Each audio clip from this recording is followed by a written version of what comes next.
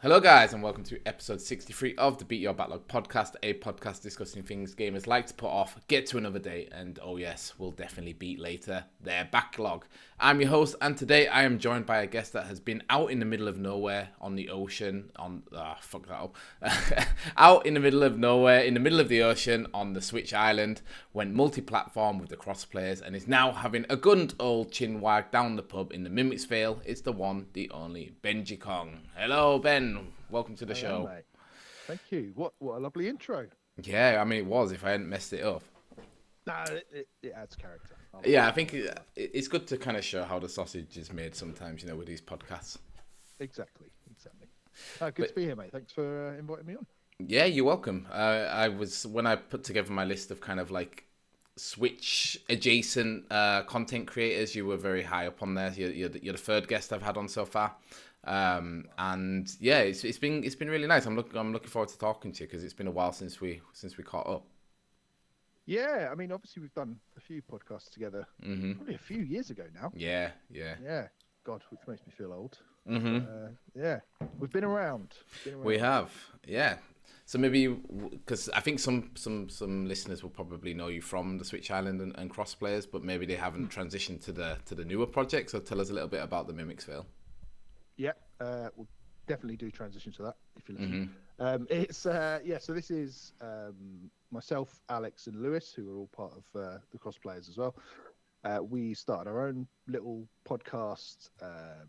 It's basically supposed to be like three mates sat in a pub chatting about video games, and the concept of it is like you are listening in on that conversation, basically. So it's a real, just cozy, welcoming, easygoing, hopefully funny now and again podcasts.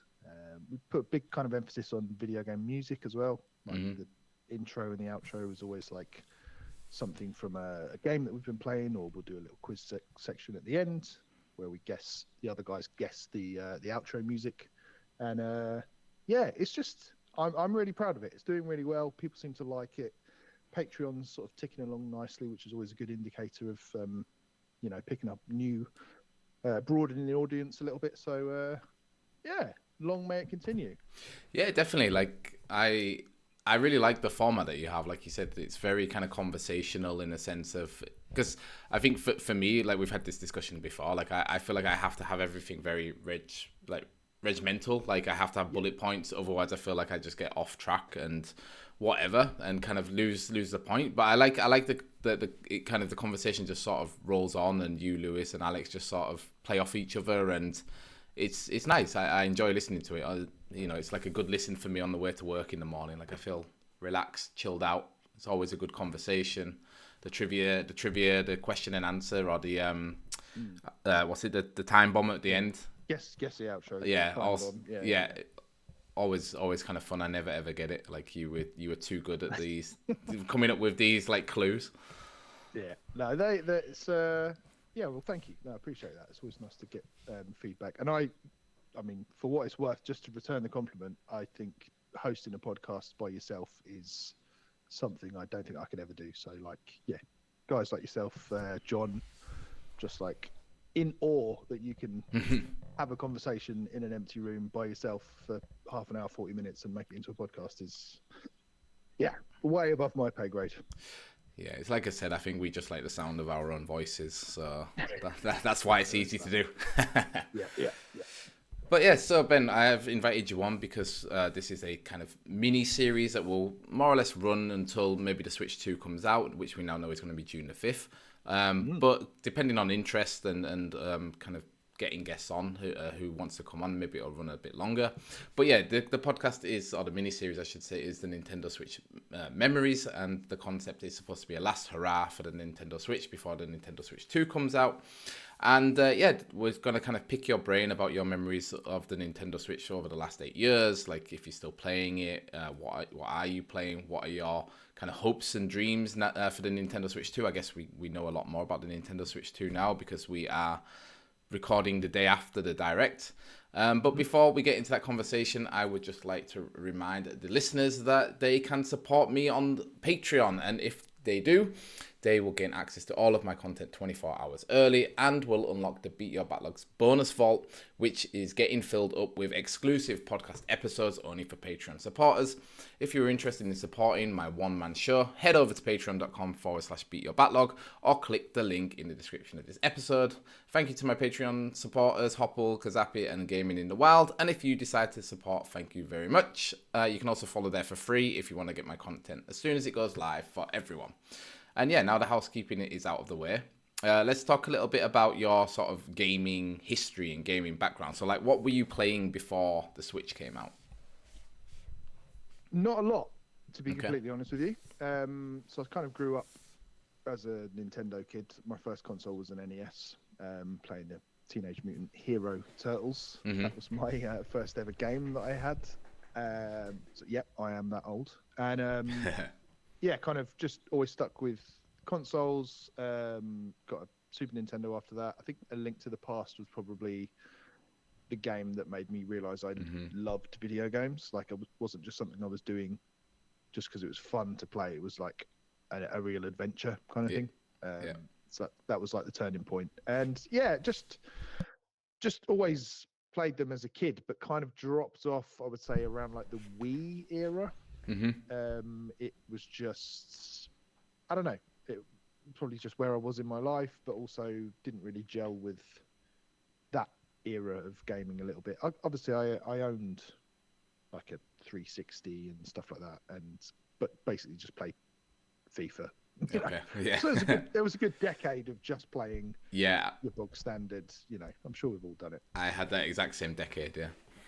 Yeah, there we go. Yeah, it seems to be pretty common. And then, yeah, Switch comes out and just completely rekindled that love of gaming. I think the 1-2 punch of a new Nintendo console and a new Zelda game was just completely just stoked all those memories and all that magic from when I was a kid. And yeah, I was right back into it from day one.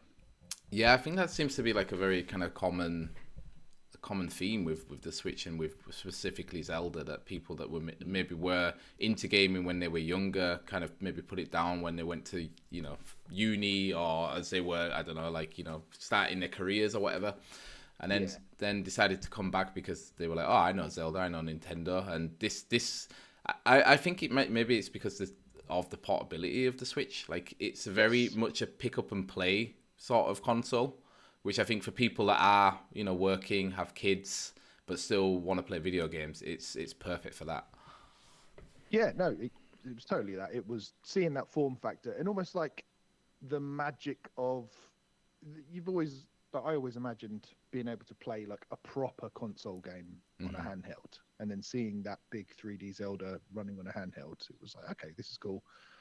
I can fit that into my adult life. Yeah, my wife can watch some crap on TV while I'm playing what I want, and that it just fit into our sort of grown up lifestyle a lot better than commandeering the entire living room just so I can play a game kind of thing. It's just yeah. And also my wife wanted a cat at the time, so we negotiated, and I said, okay, right, if you're going to get a cat, I'm going to get a Switch, and that was the deal, and never looked back. That's a perfect kind of tip to take away for our listeners, for married life. It's all about compromise. Exactly. You can have your cat if I can get my Nintendo Switch. Exactly. There's always a deal to be done. Yeah, so that I guess that already kind of answers my next question. Like, what were those first couple of months like for you? Like, did you pick up the Switch on release day, or was it one that you were chasing down for a while? Like, what was it like when you got your Switch? Yeah, so I was lucky enough to get one day one. I can't remember where I ordered it from, but I can remember being in the office and getting it delivered, and then just watching the clock waiting to get it home. And yeah, I just, obvious one. Breath of the Wild was obviously the first thing I fired up and stuck with that for months. But then also like Snipper Clips was a good one to sort of show it off and play a little bit with my wife, play a little bit with my eldest, who was, what would he have been? Four at the time, I think. Wow. Again, that's making me good. Yeah. That's how old the Switch is. Yeah. So yeah, it was like just completely like immersing myself in that, and just being able to play it on the commute as well was such a game changer. Just finding those little pockets of time where I never had them before. I never had a chance because it was like, you know, on your way to work, you might listen to music, maybe read a book. God, again, can't remember the last time I read a book. Yeah. Gaming devices with me everywhere. It's like, yeah.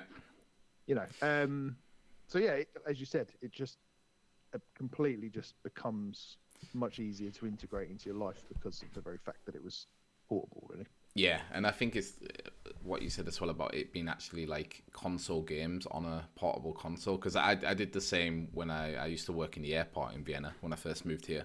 So it was like an hour commute there and an hour commute back, and that was just before the Switch was announced. It was still like the NX back then, and you know, it was like every single post about the NX I was like reading into, like, oh my god, what is this thing gonna be like?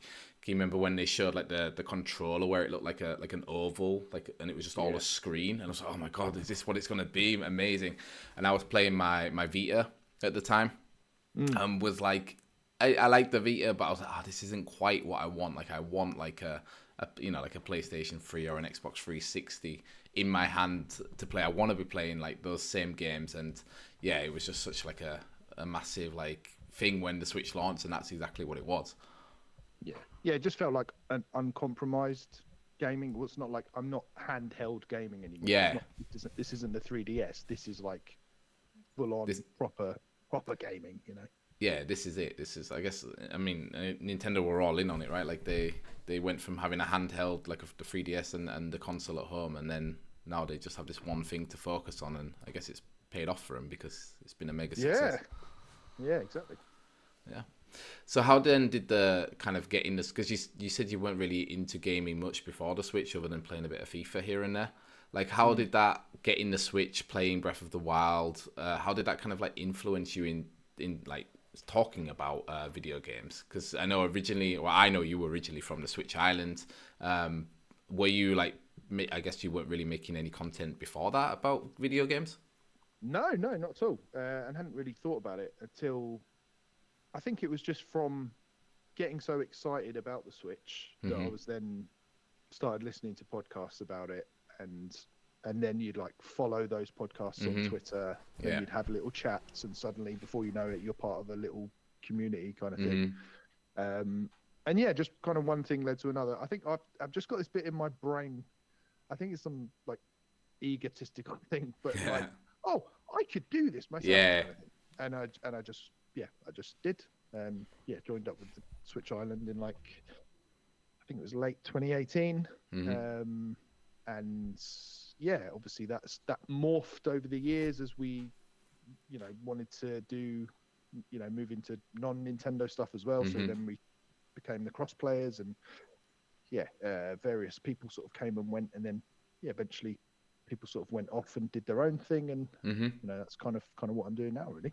Yeah, which is good, and it's kind of, I think it's nice when like you see that, like you said, that community that kind of popped up around the Switch's launch. Like I think there was like a lot of new podcasts, a lot of new websites. That's when I started Switch Indie Fix, and those people started to interact because you were looking basically on Twitter for anyone with Switch in their user handle to be like, oh, you know, maybe if I follow them, they'll follow me, kind of thing.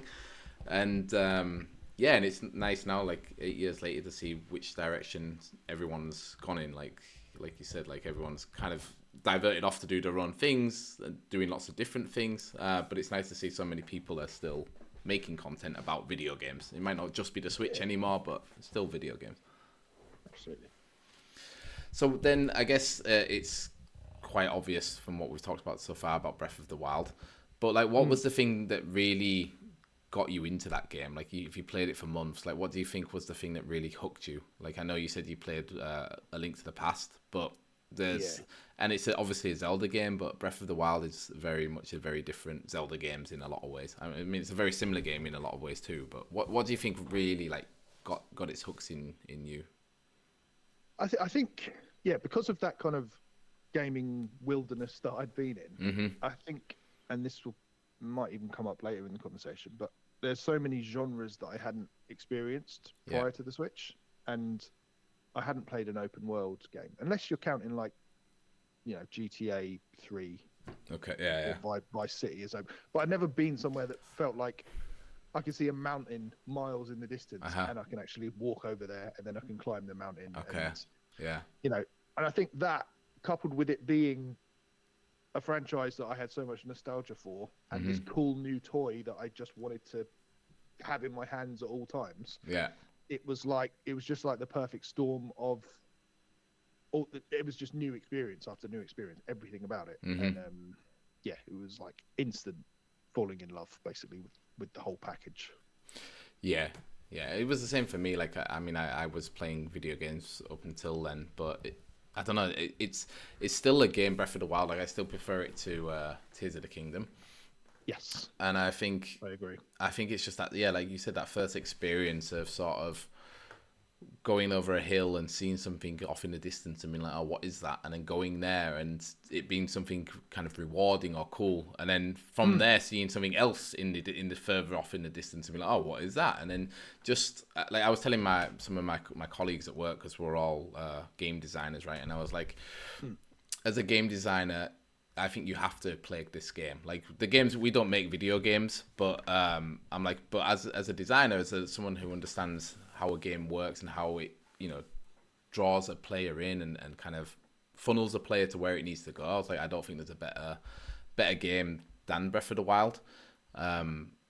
Though one of my colleagues rightly so said, oh, well, he thinks Elden Ring is that game for him. So I was like, okay, that's fair enough. But yeah, for me, that's a very close second probably. But I was like, I don't think Elden Ring would exist without Breath of the Wild. So yeah. No, hell no. But yeah, it's just those, like you said, those moments of like wonder that I don't know, I kind of forgotten that video games could deliver that. But I remember the first time one of those dragons flies over your head. Yeah. You're like, what? There's dragons in this thing? Yeah. And then the music plays while it's flying over. And it's just really just mind blowing at the time. Yeah. And even now, and I completely agree. I think Tears of the Kingdom is brilliant, obviously, but I think there's something about the purity of Breath of the Wild. I think the distillation of ideas rather than being too bloated with different mechanics and stuff. So yeah, I'm definitely team Breath of the Wild if I had to choose. Good. I'm glad you're on the right side of history there. So what any are there any other games, any Switch games that have really like left a stamp on your gaming? I don't know, your gaming history. I see you're wearing a Blatro t-shirt. Was that one that you played on Switch? Yeah. That was. I mean, yes, definitely. It's perfect for games like that. I think like anything. Again, as I said, so many genres that I'd never touched before, like roguelikes, have become just a massive part of what I enjoy, what I like playing. So obviously Balatro is an example of them. On a similar vein, Slay the Spire is another one that again was just a perfect Switch game. But then more like traditional roguelikes like Enter the Gungeon, Dead Cells, stuff like that. All, when I think of Switch games, I think it really introduced me to indies as well. And I mean, I used to love listening to Switch Indie Fix because I was getting so into indies and thinking, oh my god, there's all these cool games that I've just completely ignored and are brilliant. And I've been like really passionate about indies because of the Switch again, I guess, and because they were so motivated to bolster their library. It's like they went out of their way to make it the indie machine for certainly until the Steam Deck came out, I would say. Yeah, again, I think it's like as a console that was never designed to be the most powerful graphically or even like in general. Like, it's just perfect for indies to get on it. And like I feel so nostalgic for that time when like it was like end of 2017, the start of 2018, where it felt like every indie game that was being released was really good on the Switch, and you really more or less knew every game that was on the eShop. And it seemed for the indie developers that like if you put a game on the eShop, it is kind of like a gold mine. Like, players will buy it and will play it because they're just hungry for indie content. Yeah, it was a cool time. I think there was a run of certainly like 2 or 3 years. Yeah, like from 2018 probably until the pandemic, that it was just like bang, bang, bang. Every month you'd have a handful of indies that were like yeah, you almost didn't need any AAA games at the time. Yeah. It was God, yeah. Amazing. And what do you think made like the Switch so good for roguelites? Because I also think it's like a genre that just blossomed. Like I knew them beforehand from Steam as like kind of like this very niche genre, but when these games, like you said, like Dead Cells and Slay the Spire and Balatro and eventually Hades and all of those came over, they all seem to have just like become massive hits on the Switch. Yeah, I think it's probably to do with the pick up and play nature of the Switch. Like you can just wake it up and carry on with a run, and then put it to sleep, put it down again. I think that lends itself really nicely to quite short run sessions. Whereas like if I was doing it on a PlayStation, so okay, well I've got to get and I'm making this out to sound like it's the hardest thing, but, I've got to get the controller, I've got to sit down, I've got to turn the TV on. I've got to say, oh, I'm sorry, I'm in the lounge, go away. You know, it's like, whereas on a handheld, you just pick it up, sit there in a little corner and play mind your own business kind of thing. Yeah, which is great for that. But it's like that for roguelikes. I think it, again, a genre I'd never played prior to the Switch was JRPGs or even RPGs. Oh, really? But okay. I'd never touched a JRPG until Octopath Traveler. That's literally the first time I played one. And in fact, I can remember the first few times when I ran into like a random battle and they just happened.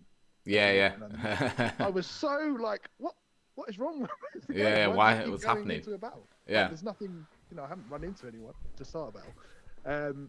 Hence, that's crazy to think about actually. Now that you say that, because like I grew up playing Pokemon, right? So I know from there, but that's crazy to think about that. Yeah, like if you'd never played a game like that, that you're like, who are these people? Where did they come from? Where was the edit there? It just cut straight to this battle. Very odd.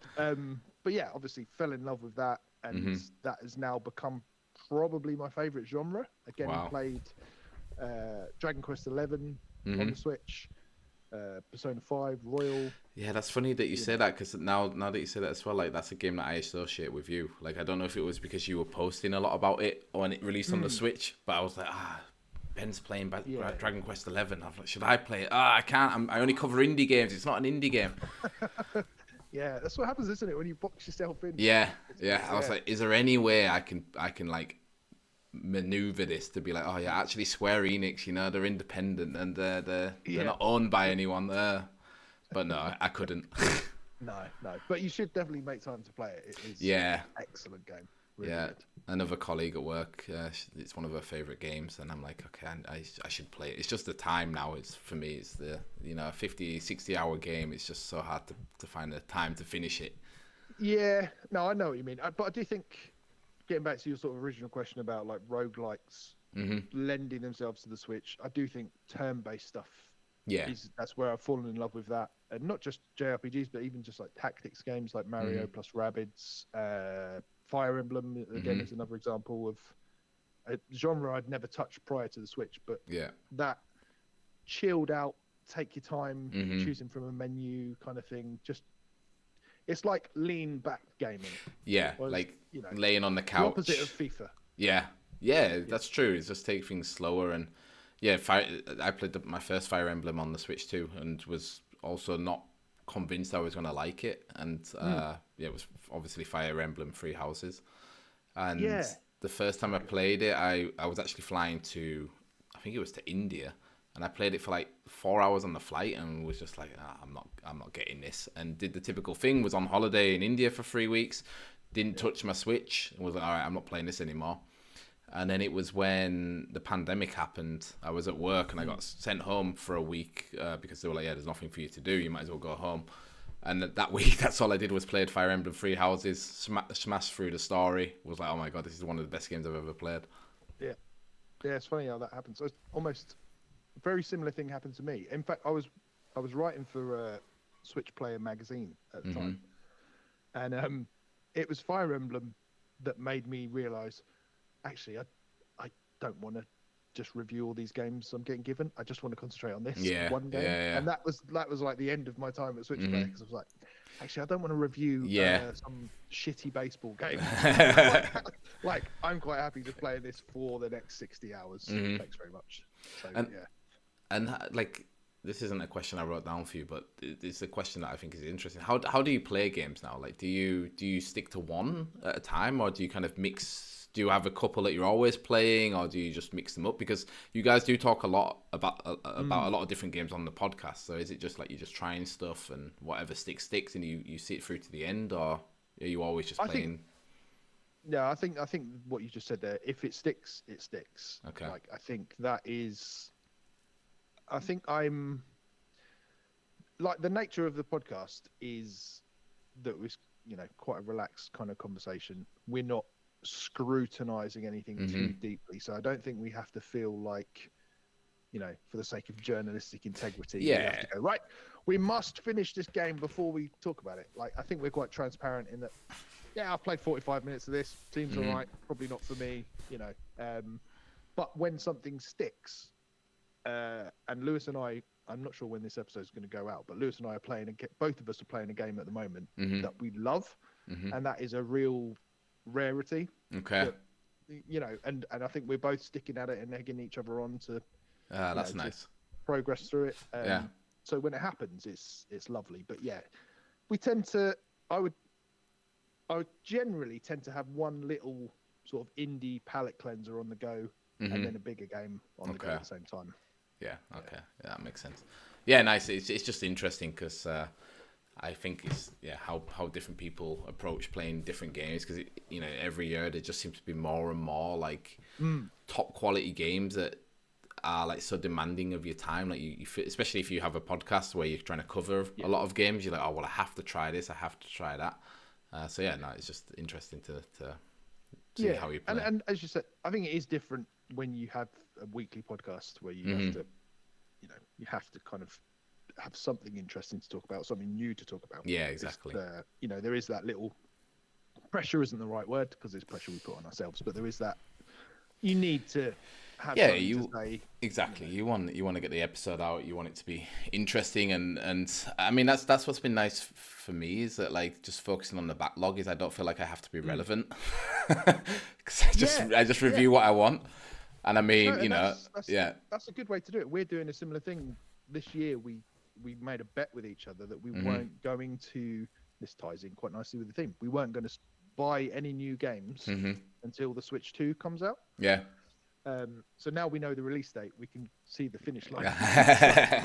but it's like normally we every week it would be like, oh, guess what's in the box? What have I had delivered? And obviously we're in the privileged position of like getting codes and stuff, so we can still check out a few new games, but it has encouraged us to go back through that backlog and just go like I've played Final Fantasy VII Remake this year. Nice. Which I loved. Fire Emblem Awakening. Cool.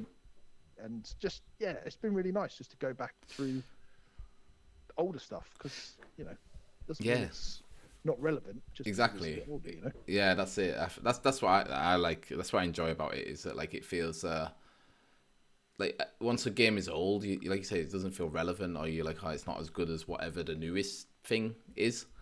But it does feel nice going back and playing it and being like, oh, I'm glad that sometimes you go back and this was a waste of time. Why did I bother turning this on? But sometimes when it's kind of like, oh, this is a great game and I'm glad I went back to experience it, it also feels really satisfying to like tick it off your list of like, all right, this one's finished now. I can forget about it forever. Yeah, and I think it's quite good to have a balance of like play something new, but also appreciate something from the past that might have inspired some newer games that we're playing, kind of thing. I think it's good to give you more, certainly for people like us that maybe were out of the gaming sphere for like a decade or more. Yeah, to play some of those games we missed is quite nice. It is. So, what other games then do you think have kind of left a mark on you on the Switch? So I guess we've gone through genres so far, so we can stick to the genres if you like. We've had the roguelites and the JRPGs. Yeah, JRPGs and tactics games, I think, are big ones. I mean, it's not really a genre, but I would say difficult games as well. Okay. It's become, I've certainly become a lot more comfortable with, playing stuff that's balls hard. So like, Celeste and Cuphead stick out in my mind as examples of that from the Switch era. Just sort of fell in love with them and that banging your head against a brick wall, getting better, seeing that you're making progress. I mean, something like Celeste, that is baked into the design of the game. That's the whole point of the game. Cuphead, you can see your progress, so you can see how close you got to beating a boss, and that just, I don't know, I get something out of that. So playing, that's then evolved into enjoying games like Elden Ring, and absolutely loving that game. And I think that's something, again, I didn't grow up finishing games. I never even thought about it. It was like, I play the first few levels of Mario 2, and then turn it off, and then tomorrow I'll do that again. I had the same thing as well, with PlayStation and the Sega Mega Drive. Like, I played through, I think the furthest I ever got on Sonic the Hedgehog was to like the Marble Zone, which is like the second zone, and that was it. I never saw the rest of the game. No, exactly. Whereas like now we can play that. I played is it Sonic Origins, this collection of the first three Sonic games, 3 or 4. I played all of those last year, and just being able to like cheese your way through all these stingy old games is brilliant. But I would say definitely getting comfortable with being uncomfortable with a game, I think, because it was definitely something that I got from playing those games, definitely. It's quite interesting because, like, I guess before this, Nintendo was seen as sort of like, not necessarily the baby's console, but, it wasn't really a console you would associate with harder games. And I think, as we'll talk a bit about later with the Switch 2 Direct, like, I think it is becoming more that with them bringing Elden Ring now and also this new FromSoft game. And also having, I guess, these indies that they brought over. And I think maybe it's like you said before, like the fact of you can just pick up these games and chip away at them a little bit. And you do a level or do an area of a level like in Celeste, and then just put the console down and come back to it again and just pick it straight back up where you left off. I think that's also maybe why these games are successful and popular on the Switch. Yeah, it makes sense. I think, and to your point about, I think the Switch really was, I think Nintendo needed to mature their, at least the public perception of what they represented. And you saw that right from the original trailer of like all the cool 20-somethings on a rooftop kind of thing. It needed to take that jump to almost like appeal to the hardcore gamers who probably grew up on Nintendo, but had then moved on to other stuff. So I think, they nailed the marketing from day one to sort of appeal to people as like a secondary console. So okay, I've got an Xbox, but I'm also going to pick this thing up because this looks cool. And then later on in the Switch's life cycle, you see like Animal Crossing and the more casual stuff come out to get their like normal Nintendo crowd in. But, they've played blinder the whole generation. Yeah, they have, and I'm pretty pleased with how they're starting the next one off as well. But before we talk about that, I would like to know: are you still playing your Switch? Like this, nearly 8 years later now. Is it something you're still playing, or is it? I can kind of see one in the background there under your TV. Is it still been turned on? There's one over everywhere. No. I mean, the kids were playing Mario Kart earlier today, so that still gets used. The OG Switch. I am currently playing. In fact, launch year 2027 title, Xenoblade Chronicles 2. Oh wow! So I'm currently, that might be one that I drop off of because I'm like 5 hours in and the finish line is way in the distance. And that's a bit daunting. That's exactly where I dropped off at 5 hours in. I was really enjoying it, but I was like, this is too big. Yeah, it's a hell of a commitment. So I'm literally playing that over the last week or two, and as you said, Balatro, played that on the Switch. Echoes of Wisdom last year as well. Enjoyed that, and Unicorn Overlord. Was, I think that was like the biggest, longest game that I played through on the Switch last year. But so it still gets some use. But I think when the pandemic hit, and when we decided to move to the cross players and become a cross-platform podcast, I got a PS4, I got an Xbox One, and I started buying physical games, and I just embraced like, I guess I'm just a gamer now. And now I'm just surrounded by all these various gadgets and boxes and tat like everyone else is. I'm the same. Like I was Switch indie till I die until about 2020, end of 2020, and then so you got an Xbox. Then that's S, when the S came out, and that's where I was like, okay, I want to play this now, and started playing that, and then been into Game Pass, and then I eventually got a PS5, and now though it's still mostly my Switch Lite. Like I love that thing. I think that's the best device I've ever had. Like it's just so nice to hold, like. Because for me, Nintendo has always been Game Boy and DS, so I've always liked playing handheld. Like my OG Switch, I think I've only ever played like 2 or 3 games actually on the TV, and one of them was when I slipped my hand up, and so I couldn't hold the light, so I had to play with one hand on the Pro controller on the TV, and that's the only reason I played it. So that's dedication. I love that I had to play it. Yeah. One hand doesn't work, but I still need to play. Well, I had nothing else to do, right? It was also, I mean, that sounds bad now. I didn't have nothing else to do, but it was also when my baby was born. So she was sleeping a lot during the day. And I was like, well, I've got a baby sleeping on top of me for 4 or 5 hours a day. Yeah. What else can I do other than play video games? And I can only play with one hand. So that's how I kind of came down to, I'll play Pokemon on the Switch. That makes sense. Yeah, good. I'm happy that you're still playing it regularly. Like the first 2 guests, they were a bit more like, no, I've sort of moved on to like the ROG Ally or the Steam Deck or whatever. So and I'm not gonna pretend that I haven't as well. Like, no, I mean my time is pretty equally divided between. In fact, I'd say Steam Deck, Switch, PS5, and then Xbox is languishing behind. I might play 1 or 2 Game Pass games a year. I reckon. Okay, cool, good. Then that kind of leads us on to the next generation of the Switch, which we, like I said, we found out yesterday. How was the Direct for you, mate? I replied in our little Mimics Vale WhatsApp group just to say that was the single greatest hour of my entire life. Yes. It was like, I loved it from start to finish. And I was at work at the time, and it was very hard to not, like, at one point I did just sort of raise my hands in the air and then just put them slowly down again. Just like, I can't do that. But yeah, it was just I mean, I think they over-delivered from what everyone expected. Yeah, I do as well. Really.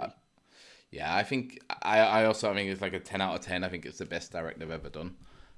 There was some bits where I was kind of like, why did they put this in? Like the game chat stuff didn't look great, I thought. But other than that, it was on point. Like, I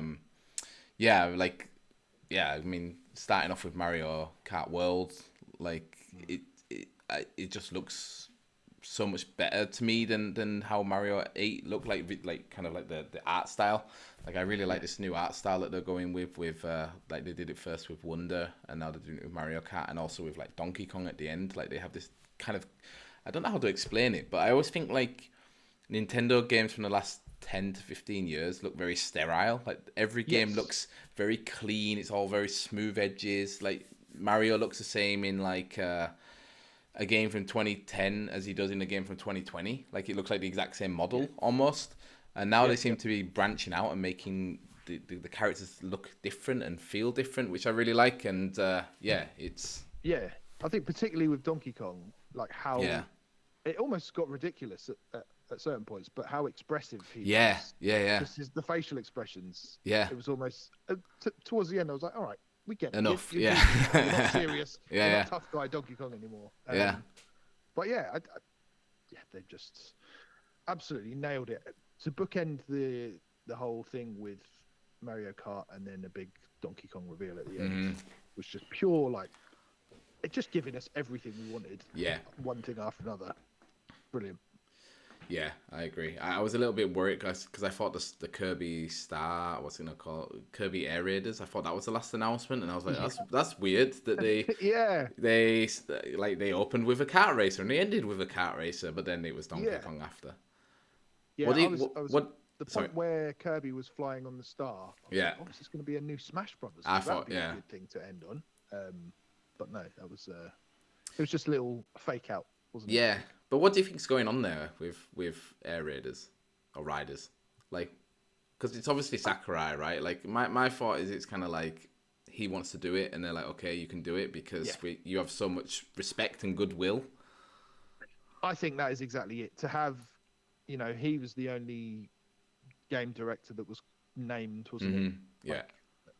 Like, they obviously think of him as like he's up there with Miyamoto and Miyazaki and everyone else as an auteur. So and that was the only like CGI trailer that they'd obviously. It wasn't just gameplay. Yeah, that's true. Yeah. So it was.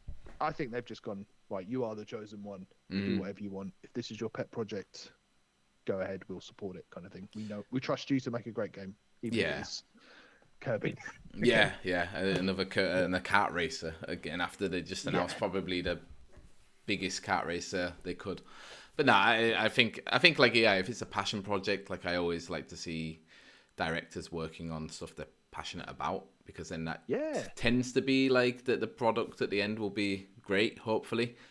And I'm skeptical that it's going to come out in 2025 because I think that was the date they had on it. Especially... I didn't notice that. Yeah, it would be very odd to put it out the same year as.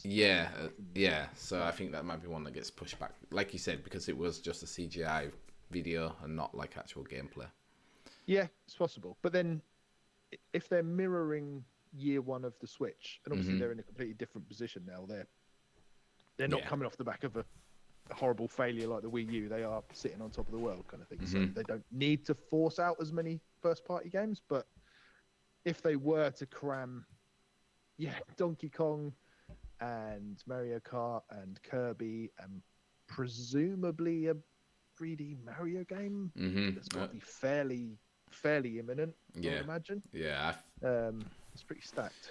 Yeah, and they have Hyrule Warriors. I know not everyone's favorite game, but one I'm very excited for, and that's also a winter 2025. So I thought that looked good. I was actually quite impressed with that.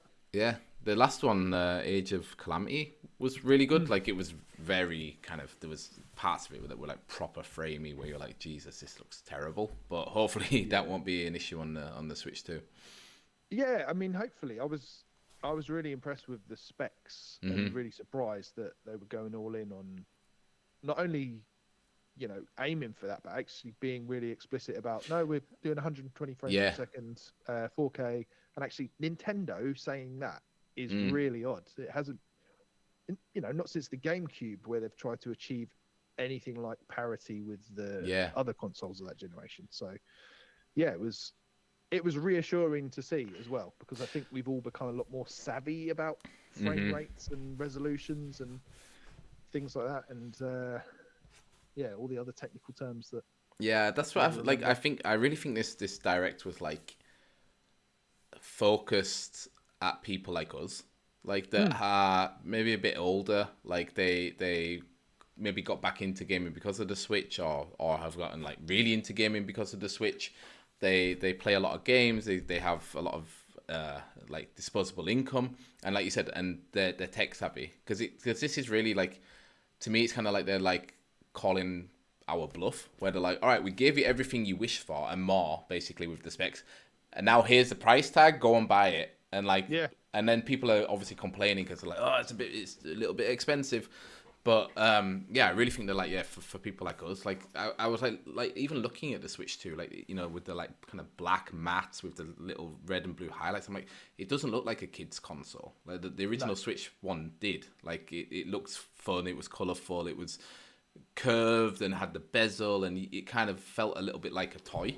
But this really feels like okay, I can't imagine like a parent going in and being like, I'm gonna buy this for my kid.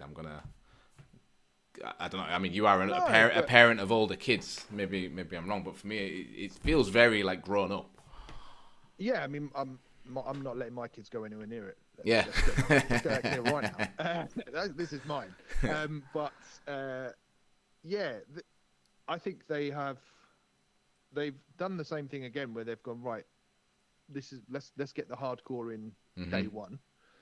like, let's put all these mature titles on it, and it was stacked with, like, there was an 18 plus right at the start, and it was stacked with mature games like, Elden Ring, Cyberpunk, for God's sake.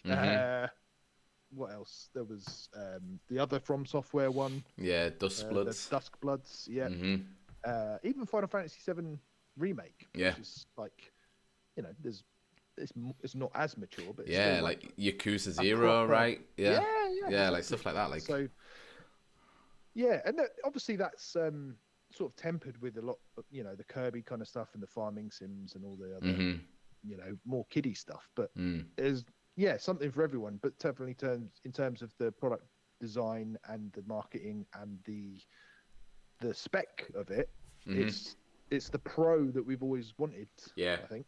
That's kind of how I saw it too. It's like, this looks like the high end version of what we already had, even though they said that like they built everything up from the ground up again. But no, it's cool. I mean, for us it's great. Like, we're the people that are going to go out and buy it and hopefully enjoy it. And it, like you said, it delivered more, at least on the specs, more than I thought it was going to. I was like, if we can get 1080p with 30 frames per second on the screen, I'd be happy. And then if we can get 1080p with 60 on the TV, I'd be really happy. And I was like, I didn't think we'd get that. No, it blew my mind when like it had, I think it was an overlay on top of the Metroid. Like, it had the choices of, what was it, 60 FPS 4K or 120 FPS at 1080. Or something like that. I was just like, my God. And both with HDR, which is another thing where I was like, this won't be in it. There's no way to put HDR in it. But it's cool.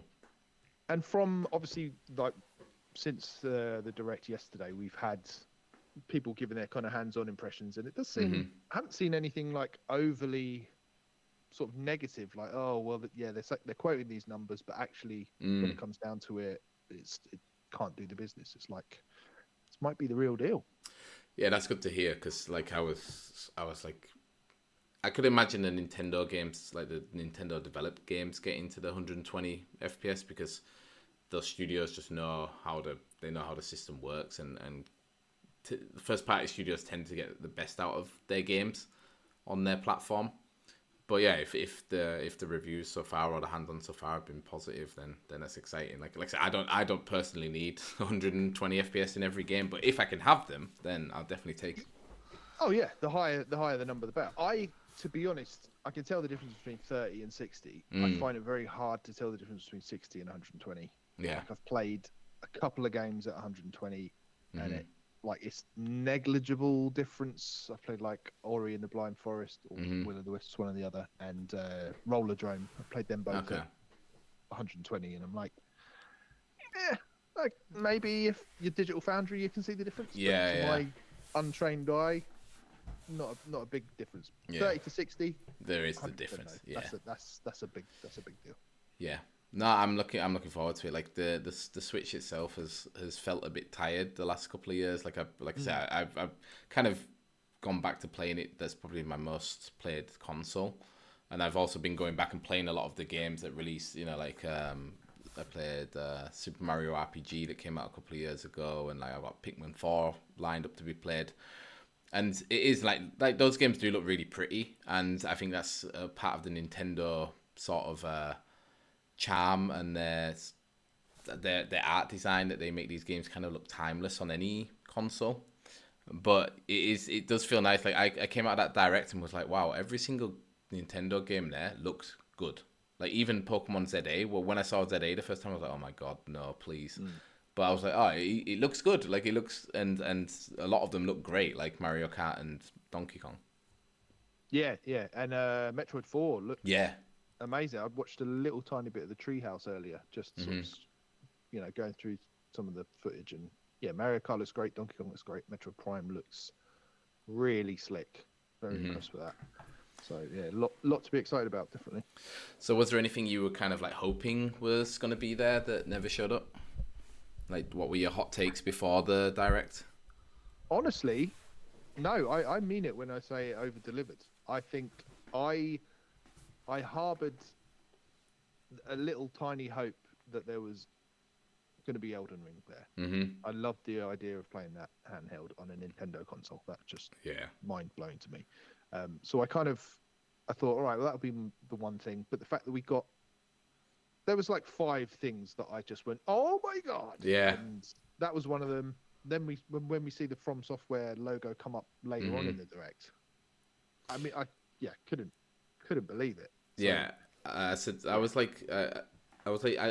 it's the perfect direct because there was things in there that we knew were coming, like Mario Kart, because they already showed us it, right? There was things in there that we could guess that were going to be there, like Elden Ring, and then there was stuff that we just had like no idea that was going to be there. Like I don't think you could have like guessed that there was going to be a FromSoft developed Nintendo Switch 2 exclusive game coming.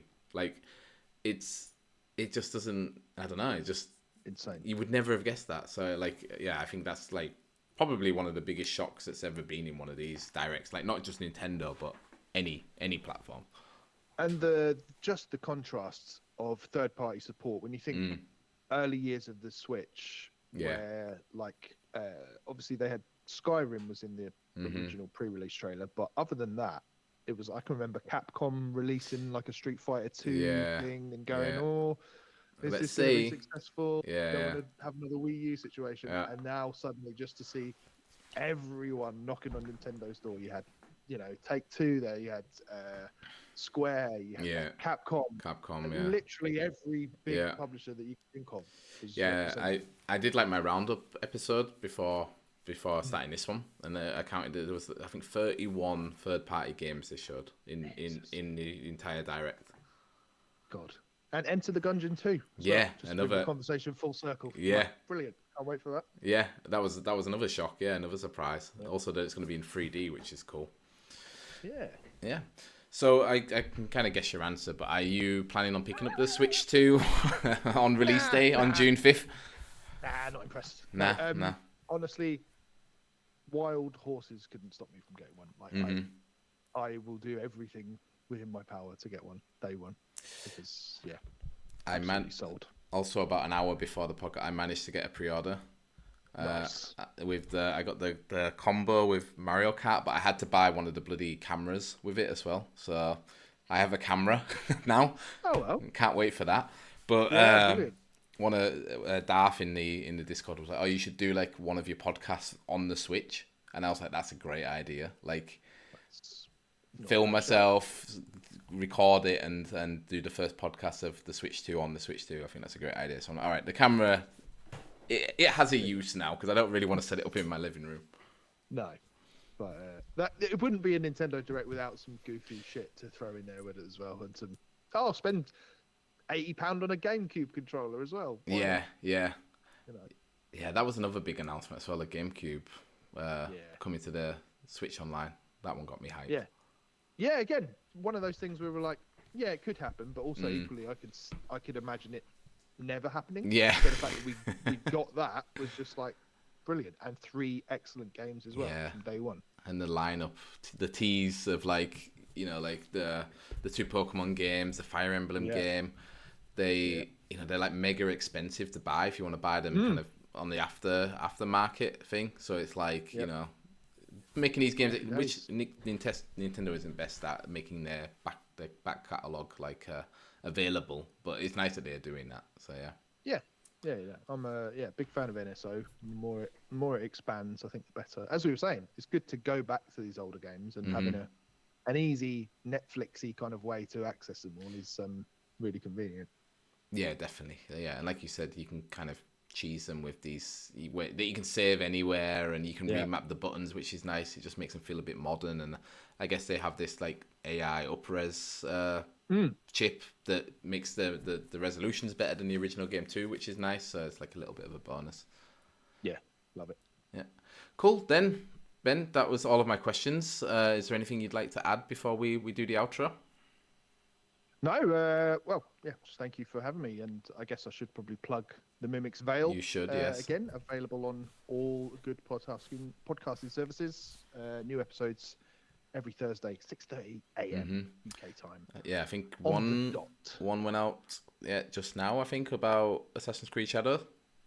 Yep, that was the latest one, and yeah, new episodes every week.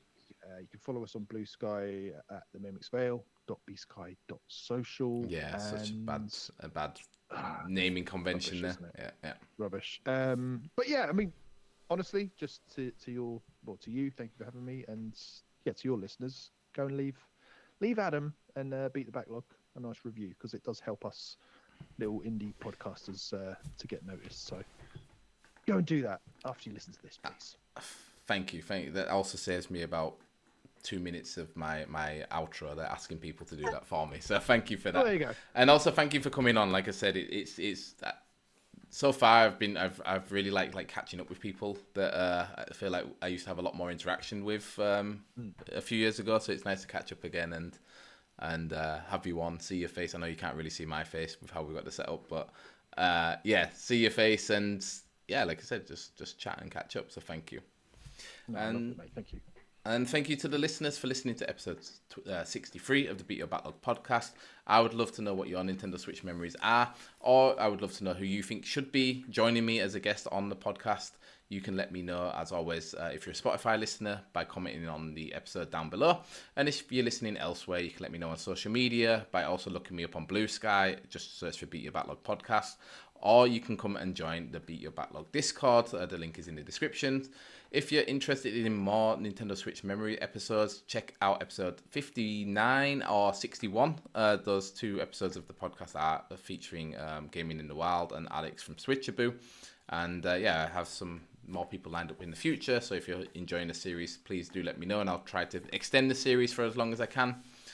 If you've enjoyed the episode and would like to show your support, consider joining my Patreon at the $2 or $5 tier. If you do, you'll get access to all of my content 24 hours before everyone else, and get access to the Patreon exclusive podcast Beat Your Bonus. And as Ben said, if you are a new listener or you're an old existing listener and haven't done it yet, please leave a 5-star review on the podcast, because it really helps new people find us. Thank you very much, Ben. And yeah, see you again next time.